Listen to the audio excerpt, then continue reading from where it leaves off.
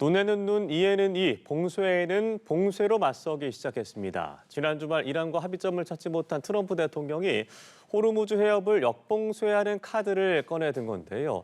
이란은 미국이 싸움을 걸어오면 싸울 것이라고 강력한 보복도 예고했습니다. 관련 내용 문근식 한양대 특임교수, 김덕일 고려대 아시아 문제연구원 중동 이슬람센터 연구위원과 짚어보도록 하겠습니다. 어서 오십시오. 네. 네, 지난 주말 미국과 이란의 첫 종전 협상이 타결되지 않은 끝에 트럼프 대통령이 호르무즈 해협을 역봉쇄하겠다라는 카드를 꺼내 들었습니다. 목표로 한 시점이 우리 시간으로 11시니까 이제 1시간 정도밖에 남지 않았습니다. 트럼프 대통령의 묘안이라고 해야 될까요? 어떤 계획일까요? 이해는 이, 뭐 그런 개념이죠. 네. 하는 대로 하겠다. 그런데 이 봉쇄라는 게 엄청난 작전이거든요. 이게 공격적인 행위란 말이죠. 근데 지금 봉쇄라는 단어가 잘못 쓰이고 있어요. 이란도 봉쇄는 했지만은 자기 필요한 선박들은 통행시키고 네. 원래 봉쇄라는 브로케이드잖아요. 거의 기뢰 원래 기류를 쫙 깔아가지고 일체 꼼짝달싹 못하게 출입 못하게 하는 것들이 봉쇄인데 지금 선별적으로 통행시키니 이제 그거를 가지고 이제 미국을 조정하고 있잖아요. 자기 네. 원하는 그 선박들은 통항시키고. 그러니까 이거 너무 오래 갈 것 같으니까 미국은 그러면은 이제 전쟁 수행 자체를 못하게 하겠다.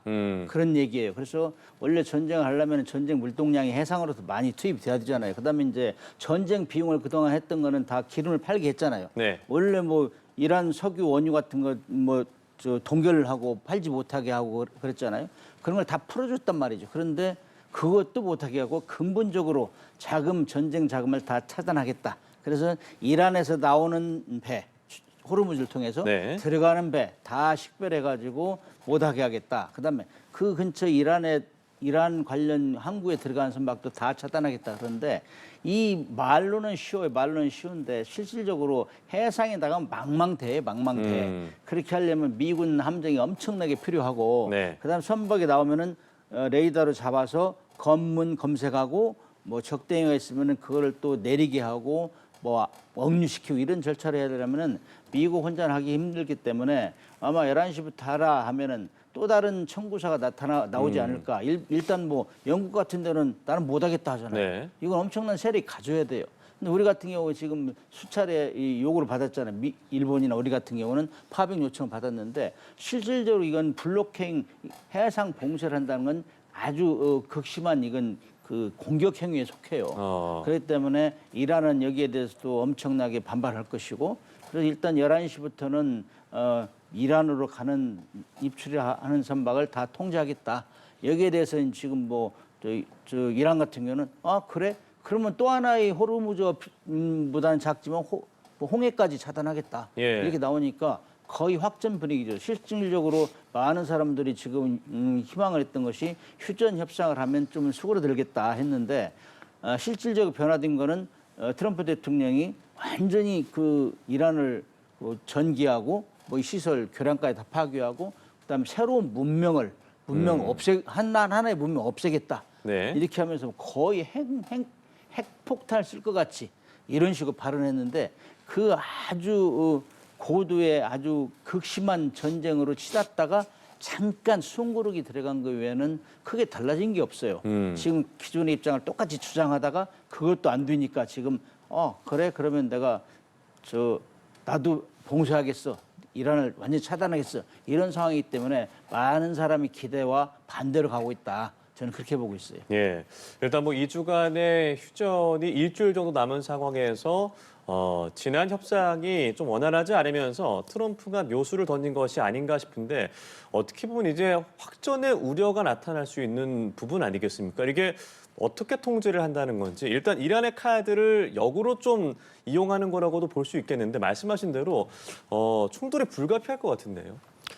충돌이 이제 불가피할 수 있죠. 네. 지금 이제 호르무즈 해협 안으로 뭐 들어갔던 배가 이제 이란 쪽은 우리의 경고를 받고서 이제 물러났다는 얘기도 있고 네. 또 많은 이제 서방 언론 보도라든가 미국 측 주장은 이제 통과해서 지금 뭐 기뢰 제거 작업을 한다는 거죠. 이제 구축함이긴 합니다만 전문 소유함은 아닙니다만 뭐 최신 어떤 수중 드론을 이용해서 뭐 제거한다는 얘기도 있고 그래서 지금 이렇게 보면 이란이 지금 거기는 자신들이 어떤 권리가 있는 지역이다 주장하고 있는데 이란을 좀 테스트하는 기분이 있죠 지금. 그러니까 이 군함을 그 앞에 지나가게 함으로써 만약에 총을 발포를 한다거나 하게 되면은 먼저 휴전 기간인데 네. 그거를 이제 이란이 먼저 우리에게 먼저 발포를 했으니 다시 전쟁을 재개할 수도 있는 거 아니겠는가라는 명분을 만드는 명분을 만들 것이죠. 수도 있겠고요.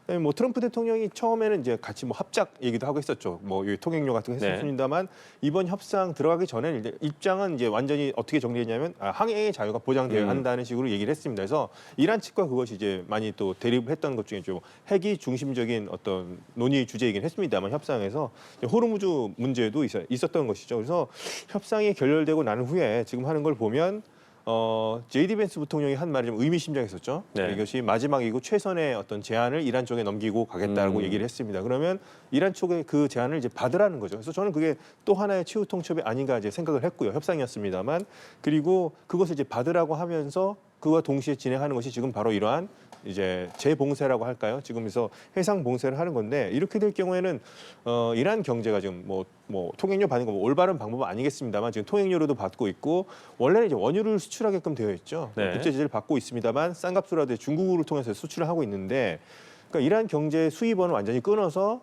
이제 거의 이제 이란 경제를 고사시키겠다는 그런 작전으로 볼 수 있겠습니다. 이것은 뭐 베네수엘라에서도 얼마 전에 했던 것처럼 쿠바도 지금 이렇게 하고 있는 거서 예. 이렇게 함으로써 이란을 조금 더 경제적으로 압박을 하고 목을 조르고 뭐 미국의 협상안을 받아들이려고 하려는 그런 이제 작전이라고 볼 수 있겠습니다. 그래서 자칫 뭐 우발적으로라도 뭐 돌발적으로라도 예상과 달리 그쪽에서 먼저 발표를 하게 되면 이제 또 전쟁으로도 갈 수 있다.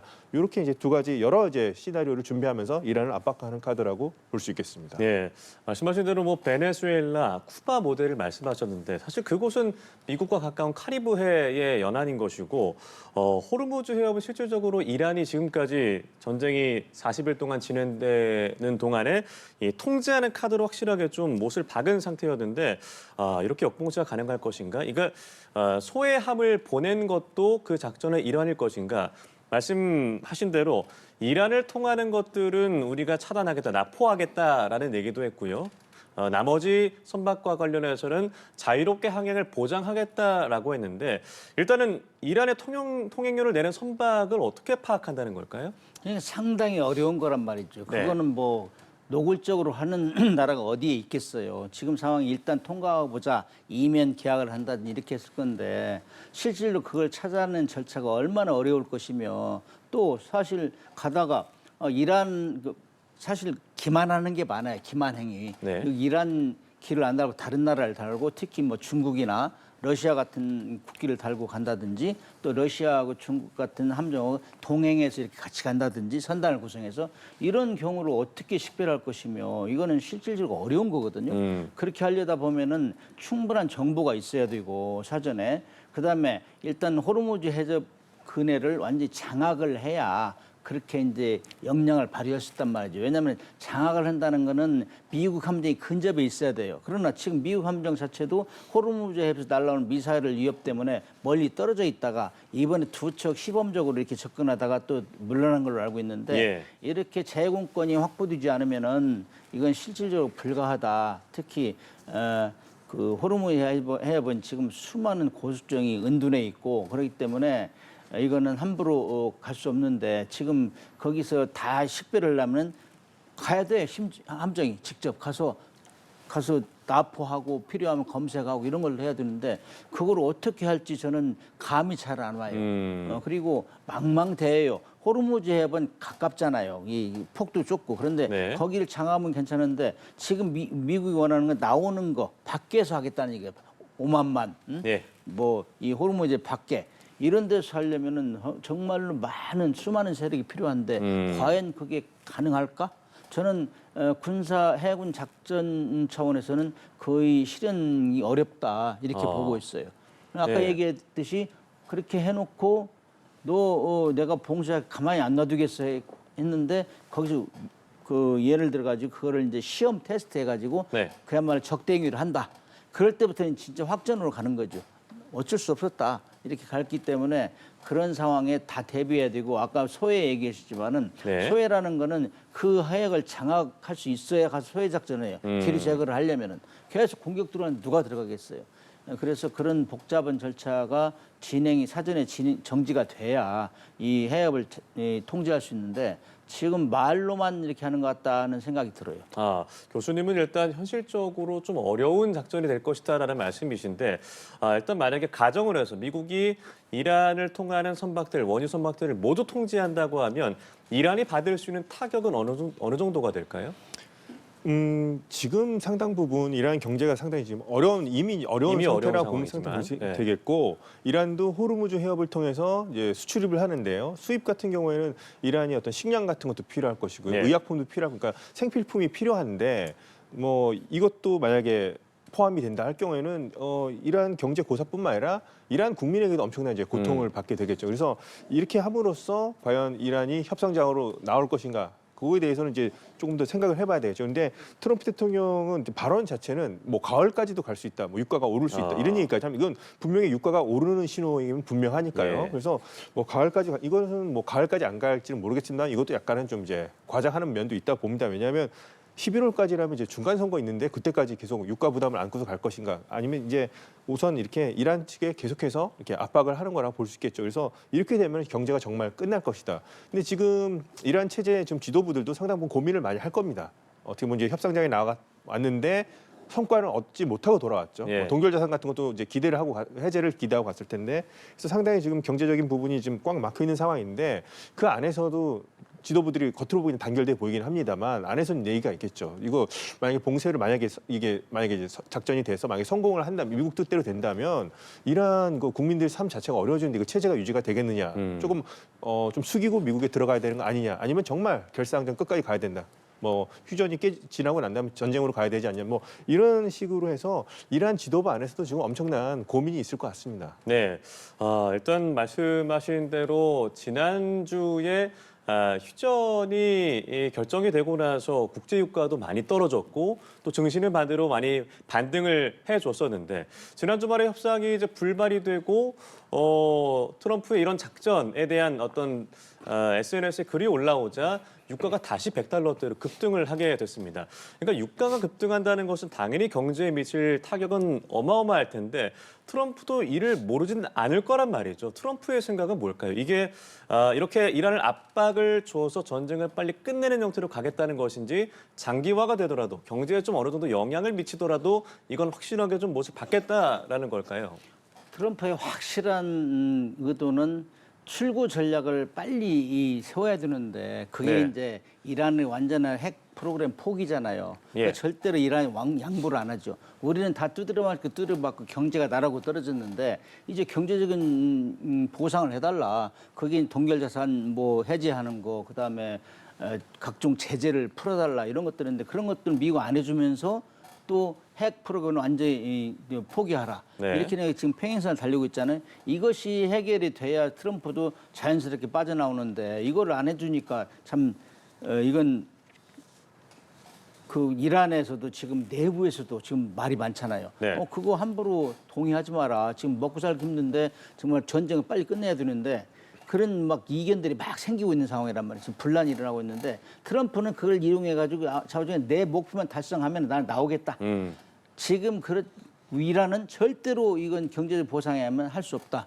이 지금 계속 부딪히고 있는 거죠. 그래서 저는 지금도 좀 시종 주장하고 싶은 거는 그 중재국들이 좀 적극적으로 좀 나서야 되겠다는 생각을 해요. 지금 이제 일단 만난 것까지는 성공했는데 네. 그 이후에 이번에 원래 이 협상을 하려면 사전에 가지고 의견 조율도 하고 그러는데 예. 너무 오랜만에 만나니까 그게 안 됐던 것 같아요. 지금 보니까는 다 철수한 거 아니고 일부 남겨놓고 분야별로 협상을 하고 있는 거 아닌가. 그래서 그걸 좀 가속화해서 지금 그렇게 가속화해서 어느 안이 나올 때까지 전에는 트럼프가 뭐 봉쇄한다고 그 빌미로 해가지고 공격 행위를 한다든지 이런 거 안 했으면 좋겠다. 지금 잘못하면은 육상에서 벌어진 전투가 해상으로 옮겨가는 이런 순간이 되지 않을까 심히 걱정이 돼요. 네, 그러니까 결국엔 트럼프는 전쟁을 빨리 끝내고 싶어하는 거는 뭐 다르지 않을 테고, 그러니까 이번에 협상이 좀 결렬이 됐습니다만 다시금 협상장에 와서 우리의 뜻을 수용해라라는 압박의 차원이라면 지금 실무진에서는 따로 뭐 얘기가 되고 있을까요? 어떻게 보고 계십니까? 우선 트럼프 대통령은 뭐 계속 뭐 협상할 생각이 있는 식으로 얘기를 하는데 네. 그 이제 협상이라는 내용 자체가 이란이 좀 받아들이기 힘든 내용을 이제 받아들인 것 형식으로 가지고 와라 이제 이런 형식으로 볼 수 있겠고요. 이제 뭐 제가 언론 보도마다 다릅니다. 이제 네. 이슬라마바드를 미국 측은 다 떠났다. 예. 뭐 파키스탄에서 이란 측 다 떠났다는 얘기도 있습니다만 실무진은 남아서 아직도 이제 뭐 조율하고 있다는 얘기도 있으니까 뭐 이런 부분들은 공개적으로는 하지 않겠죠. 그래서 핵 문제 같은 경우는 너무나 이제 큰 문제고 네. 타결이 너무나도 힘든 문제라면 만약에 정말 협상을 통해서 문제를 해결하고 싶다면 휴전 기간을 좀 늘려서라도 그 부분을 좀 나중에 해결하더라도 조금 더 쉬운 부분 같은 게 있지 않겠습니까? 그런 것들을 좀 쪼개가면서 할 수 있으면 어떨까라는 좀 생각도 있을 그런 아이디어도 좀 있을 겁니다. 그래서 엄청 파키스탄이 좀 중간에서 또 다른 국가들도 많이 개입을 하겠습니다만 고민을 엄청 많이 하고 있을 거고요. 파키스탄은 이번에 참 좋은 기회였지 않습니까? 전 세계의 예. 주목을 받고 이슬라마바드에서 그래서 다시 한번 뭐 그런 어떤 협상의 자리 같은 거 마련하고 싶을 거고 해서 실무진들 또 이제 기술적인 문제 같은 거는 저는 충분히 뭐 조율이 가능하지 않을까. 그러나 이제 문제는 이제 윗선에서 그걸 어떻게 받아들이냐가 문제일 것 같고요. 그래서 만약에 이제 극적이긴 하겠습니다만 이제 빠른 시일은 아니겠습니다만 뭐 벤스라든가 뭐 갈리바프가 다시 어제 보면 이제 다시는 안 만날 것처럼 얘기를 했습니다만 실무진 간에 조율이 되고 만약 타결이 임박한다면 뭐 극적으로 두 사람이 와서 만나는 장면을 좀 뭐 생각할 수도 있지 않을까. 그러나 가능성이 현재로서 뭐 높아 보이지는 않습니다. 예, 47년 만에 최고위급이 만났다라는 타이틀을 달고 시작했던 회담이었고 또 악수를 나눴다라는 보도가 나오면서 기대감을 모았습니다만 결국에는 결렬이 됐고 근데 이제 21시간이나 걸렸다라는 것은 뭔가 얘기는 계속해서 됐다라는 얘기일 것 같은데 트럼프의 어떤 SNS를 보면 이란은 절대 핵을 포기하지 않으려고 한다라고 했습니다. 협상과 관련해서 잠시 좀 질문을 드려보면 핵 문제 풀릴 수 있습니까?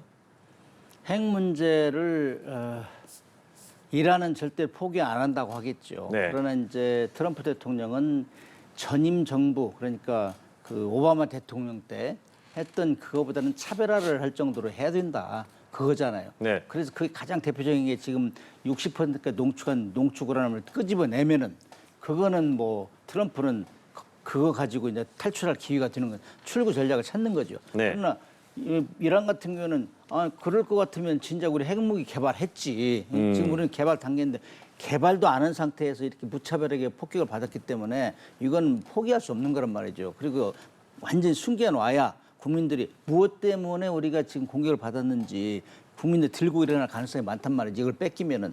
그렇기 때문에 저는 쉽지 않다고 봐요. 그거는 각자의 이란 같은 경우는 이거 뺏기면 정말 나는 이 체제가 무너진다 하는 차원. 뭐 북한도 마찬가지잖아요. 네. 핵무기를 개발했기 때문에 체제를 유지한다 이런 얘기를 많이 하잖아요. 지금 이런 상태에서 핵무기도 개발도 못했는데 완전히 그냥 그 모든 시설을 다 파괴당했잖아요. 그럼 남는 게 뭐냐? 그러면 경제 제재라도 보상해달라는데 그것도 안 해주지. 그러니까 그거는 완전히 보상을 해라 이런 정도 하면 그래 지금 그러면은 기본적인 농축 시설이나 이런 건 놔두고 그거는 뭐 궁극적으로 경제 보상을 위해서 줄 수는 있다 이렇게 나올지는 모르겠어요. 네. 그러나 그것이 지금 만나자마자 그것이 이제 빅화두로 떠올랐기 때문에 팽선 달리다가 일단 트럼프 대통령이 야 적당히 하고 와라 일단 협상은 안 된다. 그리고 역할 분담을 하는 게 아닌가. 그리고 펜스 부통령은 사실 전쟁을 반대했다고 소문이 났잖아요. 예. 그 사람이 가서 봐도 실질적으로는 그렇지 않더라. 정말 이란은 절대 포기 안 할 것 같더라.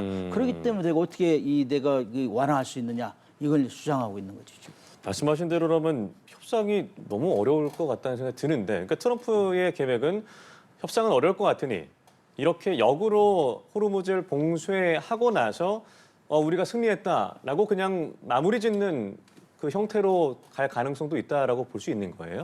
그런데 또 이렇게 이제 어떻게 보면 이제 재봉쇄 얘기하죠. 해상 봉쇄 얘기까지 나왔는데 또 이거를 또 성과 없이 또 하고 물러나기에는 또 트럼프 대통령이 좀 호르무즈 해협을 또 자유화하겠다, 항행의 자유를 보장하겠다, 뭐 기뢰도 우리가 제거하겠다까지 얘기를 했었죠. 네. 근데 이러고 나서 또 이제 물러나면 그러고 나서 이제 승리 선언을 할 수 있을 것인가?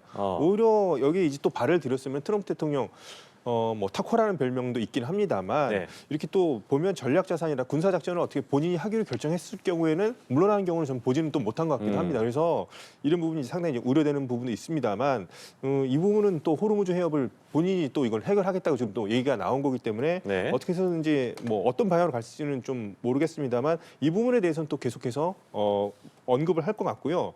이게 이제 혼자 힘으로 안 된다면 이제 자칫하면 이제 뭐 우리 동맹이라든가 나토라든가 이런 쪽에 또 도와줘야 되는 거 아니야 이런 얘기가 나올 수도 있고 해서 뭐 트럼프 대통령의 어떤 계속해서 그 SNS에 올리는 글 같은 거를 좀 보면서 네. 그 뭐 의도를 좀 파악해야 되지 않나 이렇게 했을 때 미국 혼자 힘으로가 만약에 힘들다면 좀 교수님께서 말씀하신 것처럼 그러면 다른 이제 동맹에게도 이걸 좀 같이 하지 않을까 뭐 이런 얘기가 나올 것 같아서 그런 부분은 좀 우려가 되긴 합니다. 그래서 미국이 길이를 단독으로 뭐 제공해주고 한다면 우리로서 네. 고마운 일이긴 합니다만 이것을 이제 우리에게까지도 뭐 일본이라든가 다른 동맹국들에게도 이것을 좀 차별해달라 이럴 경우에는 또 뭐 가정적인 상황이긴 합니다만 우리 정부의 고민도 좀 깊어지지 않을까 그런 뭐 예상까지 해보고 있습니다. 예, 두 분의 말씀대로라면 이 트럼프가 호르무즈협을 역으로 봉쇄하고 통제하겠다라는 작전 계획들이 실행되기가 참 어렵겠다라는 생각이 들기도 하는데 일단 이제 우리 시간으로 11시니까 얼마 남지 않았습니다. 어떤 기사들이 또 나오게 될지 지켜보도록 하겠습니다.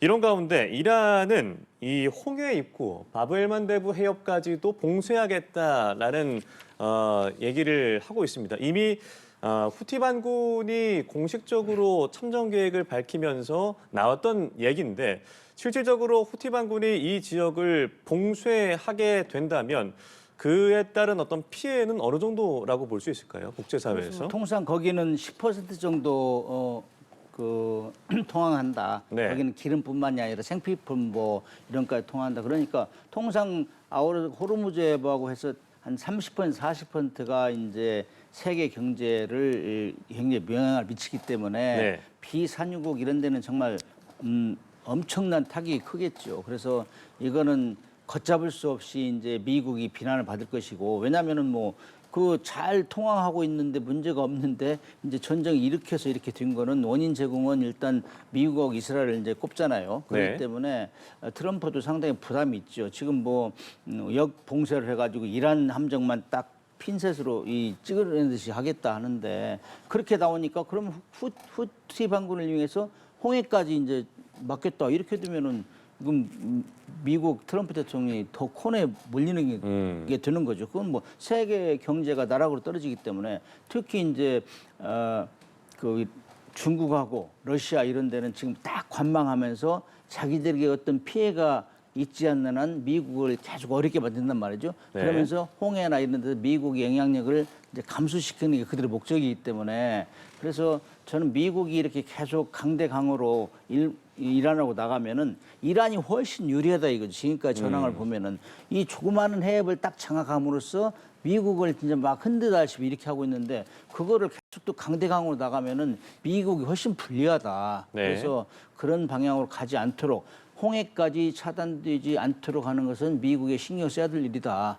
그리고 너무너무 노력이 많이 필요하다. 그걸 다 커버를 하려면은 네. 홍해까지. 그래서 많은 함정들이 필요하고 그다음에 이제 지금 그 파병 요구를 했을 때도 유엔을 통해서 모든 것이 이루어졌잖아요. 지금까지 유엔이 예. 연합하고 이런 것들을 했는데 지금 미국이 다이렉트로 얘기해 버리니까 누구도 지금 협조를 안 한다 이거죠. 특히 맹방이라는 건 영국이 저렇게 딱 못하겠다 이렇게 제일 먼저 나오니까 나머지 국가들은 뭐 따라서 하는 거죠. 그리고 우리 같은 경우는 지금 뭐 계속 뉴스에도 한국하고 일본을 꼬집어서 자꾸 얘기하는데 우리 같은 경우는 엄청 상황이 다르다. 우리는 지금 미국 때문에 우리 경제가 얼마나 나라고 떨어진 거 확실히 얘기를 해줘야 돼요. 그래서 정말 이거는 비산유국의 고충을 충분히 알아야 되고 뭐 같은 동맹으로서 이렇게 어렵게 상황이 가면은 이건 어떤 국민들이 좋아하겠느냐 이런 걸 이렇게 피력해야 된다고 생각해요. 계속 예. 이렇게 확 강대강으로 나갈 게 아니라 정말 적극적으로 중재를 통해서라도 이거는 현 상태에서 더 확전되지 않도록 이렇게 안 하면은 정말 이거는 언제 끝날지 모르고 장기화 갈 수밖에 없다. 네. 그래서 국제 여론이 또 작용했으면 좋겠고 특히 중국하고 러시아도 남의 강 건너 불부터 하지 말고 적극 개입해가지고 세계 경제를 위해서 좀 협력을 해야 된다 그렇게 생각합니다. 예, 이 지역이 아무래도 홍해, 수에즈나 지중해를 통하기 때문에 영향을 받는 국가들이 굉장히 많을 것이고 그리고 실질적으로 이 후티 반군이 이를 장악할 수가 있을 것인가. 물론 이란의 어떤 지원을 받는다고는 하지만 이란과 실질적으로 굉장히 거리가 떨어져 있고 네. 후티 반군만으로 이 지역을 막는 게 좀 가능하다고 볼 수 있을까요?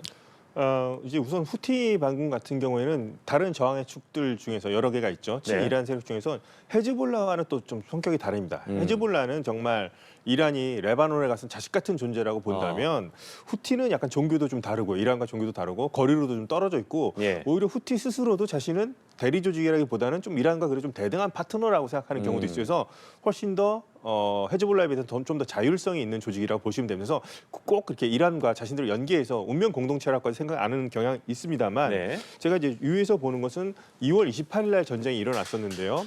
2월 10일 날이었습니다. 그때가 미국과 이란 간에 핵 협상이 막 벌어지고 있을 때 이란의 실세였다고 하는 사람 얼마 전에 이제 암살당했죠. 알리 라리자니가 예.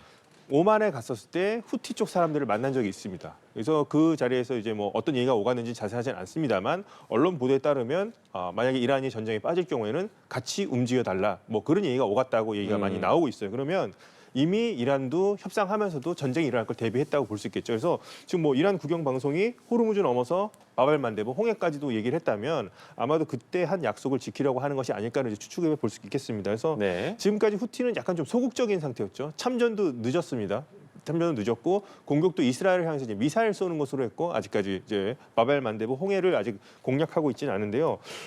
이렇게 공략할 가능성이 있습니다만 후티는 그때 상당 부분 많이 약화된 측면이 있습니다. 그래서 2023년과 24년도에 미국으로부터도 많은 공습을 당한 적이 있고요. 예. 그다음에 뭐 이스라엘한테도 상당 부분 뭐 이스라엘 잘하는 것처럼 공습을 통해서 상당 부분 많은 지도부라든가 그 안보 라인이 많이 또 죽은 사실도 있어서 예전 같지는 않은 부분도 있고요. 또 특히나 이렇게 되면 이제 유럽 같은 경우는 이미 그 전부터 방어적 차원이긴 합니다만 호송 작전을 해왔습니다. 유럽 EU에서 그래서 아스피데스 작전이라면 해왔고 이렇게 했기 때문에 뭐 후티가 뭐 참전할 수 있겠습니다만 후티도 고민이 많을 것 같습니다. 지금 상당히 좀 약해져 있는 상태지만 이란이 어떻게 뭐 이면 약속이 있었을 것 같긴 한데 2월 초에 그럼 이 약속을 지켜야 하는가? 만약에 하기 위해서 홍해를 뭐 봉쇄까지 하면 자기들도 어떻게 보면 신변의 위협이 있을 수도 있고 그래서 이런 점은 좀 헤즈볼라는 상당히 다른 면이라고 볼 수 있겠죠. 그래서 조금 더 지켜봐야 되겠습니다만 뭐 이란 TV에서 이렇게까지 얘기를 했다면 네. 뭐 후티와도 어느 정도 얘기가 될 수 있고 그럼 이제 후티의 선택만이 남은 것이 아닌가 이렇게 바라볼 수 있을 것 같습니다. 네, 알겠습니다. 바벨만드 해협까지도 봉쇄가 되는 상황으로 전개가 될지 보겠고요. 트럼프가 오늘 굉장히 많은 메시지를 SNS에 올렸는데 이 그림이 주목이 되고 있습니다. 본인을 이제 구원자처럼 묘사하는 AI 합성 그림이었는데요. 아무래도 뭐 예수를 자처한 트럼프, 구원자를 치유하는 듯한 어떤 모습 지금 화면으로 보고 계신데 어떻게 보면 좀 기독교나 카톨릭을 믿는 분 입장에서는 너무나 당황스러울 수밖에 없는 그림입니다. 이게 또 레오 14세 교황과의 어떤 설전으로도 빚어진 것으로 보이는데 이 사진 어떻게 좀 보셨어요? 저거 보고 너무하지 않느냐. 예. 정말로 교황까지 저렇게 공격을 해야 되느냐 이런 좀 안 좋은 시각들이 많아요. 특히 네. 이제 이란 전쟁을 이제 반대했고 이건 도덕적으로 아니다 이런 얘기도 했고 그다음에 군사력보다는 대화를 우선으로 해라 이렇게 교황이 좀 권고를 많이 했잖아요. 네. 근데 그 교황에 대해서 이제 공격을 하는 거죠. 이제 넌 잘 모른다 사실을 모르기 때문에 그런다 나서지 마라. 이런 식으로 하는데 어떻게 대통령이 교황을 가서 또 구원하는 이런 모습으로 하니까 종교적으로 이 관여 있는 사람들은 상당히 불쾌할 거예요. 예. 아무튼 어제 같은 경우는 또 그 협상을 시작하는데 또 그 UFC 하는 데 가 있었고 이런 것들이 사소한 것 같지만 계속 차곡차곡 쌓여지는 것 같아요. 분노가 이런 것들이 남의 목숨을 가지고 이 장난치는 걸 제일 싫어하잖아요. 여론이라는 게. 그래서 트럼프 대통령이 그렇게 얘기하는 거는 정말 교황에 대해서 편을 안 들어준다. 정말 네. 어린아이 같은 그런 감정이 아닐까요? 저는 그렇게 생각해요.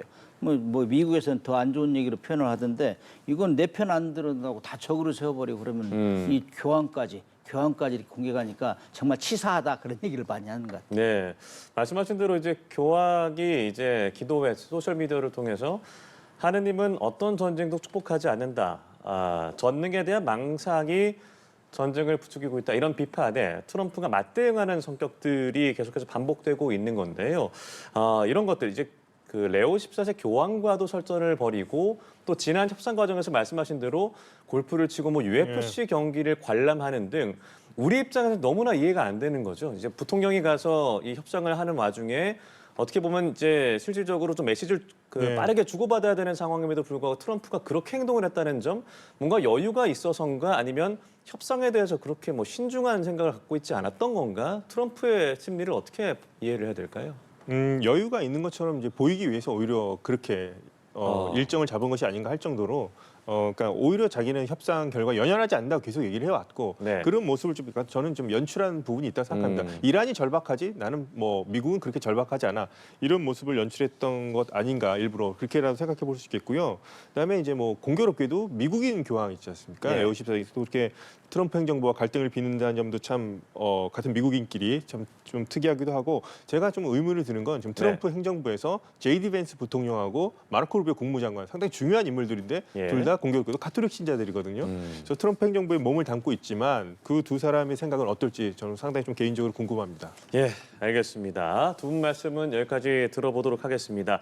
지금까지 문근식 한양대 공공정책대학원 특임교수, 김덕일 고려대 아이언 중동 이슬람센터 연구위원 두 분과 함께했습니다. 고맙습니다. 예, 고맙습니다.